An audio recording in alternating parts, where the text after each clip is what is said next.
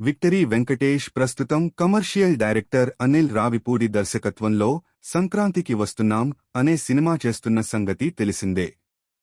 ప్రస్తుతం చివరి schedule shooting అరకులో జరుపుకుంటోంది.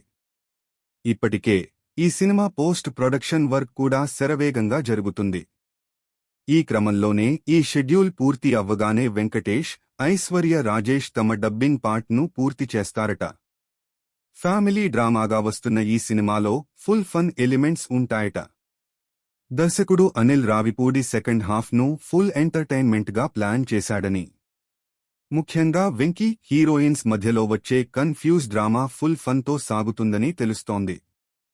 ఇక ఈ చిత్రంలో మీనాక్షి చౌదరి, ఐశ్వర్య రాజేష్ కథానాయకులుగా నటిస్తున్నారు. ఈ చిత్రాన్ని శ్రీ వెంకటేశ్వర క్రియేషన్స్ పతాకంపై దిల్ రాజు నిర్మిస్తున్నారు. ఈ సినిమాలో ఉపేంద్ర లిమాయే, రాజేంద్ర ప్రసాద్, సాయి కుమార్, నరేష్ కీలక పాత్రలు పోషిస్తున్నారు.